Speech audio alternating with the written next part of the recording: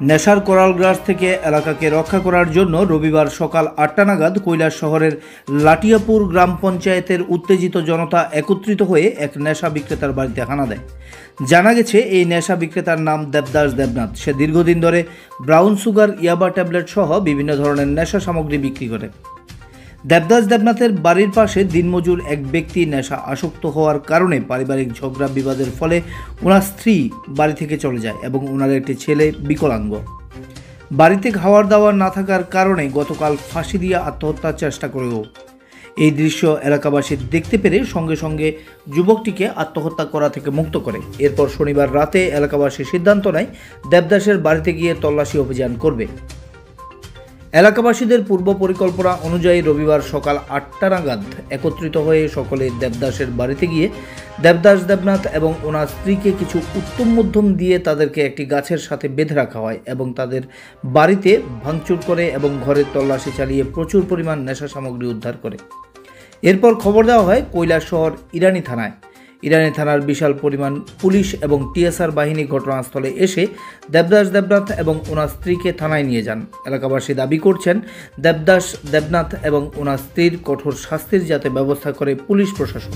সকালে দেখি আমার ফোন গেছে, কথা হয় না। সকালে আমার কাছে ফোন গেছে, গ্রামের সব মানুষ বেটিন বেটান সব জড়ো হয়েছে। গতকালকে নন্দমালাকার গোপীনাথপুর তার বউ 3 দিন থেকে অনাহারি হইয়া তারে ছাড়িয়া তার বাপের বাড়ি গেছে কি তার বউটা।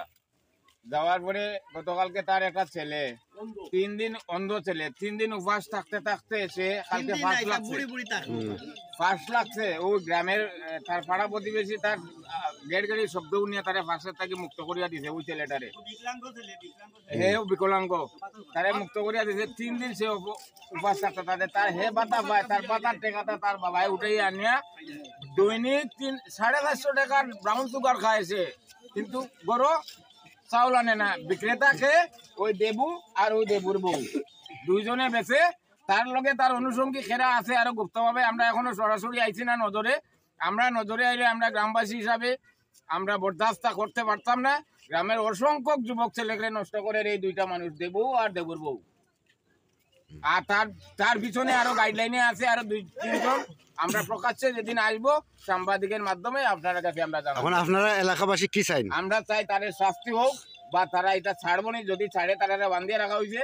যদি তারা এই সমস্ত কারবারি বন্ধ করে সঠিক পথে আয় তাহলে আমরা অসুবিধা নাই। আর যদি তারা এই সমস্ত দুর্নীতির পথে থাকে তাদের জেল হওয়া উচিত। আমরা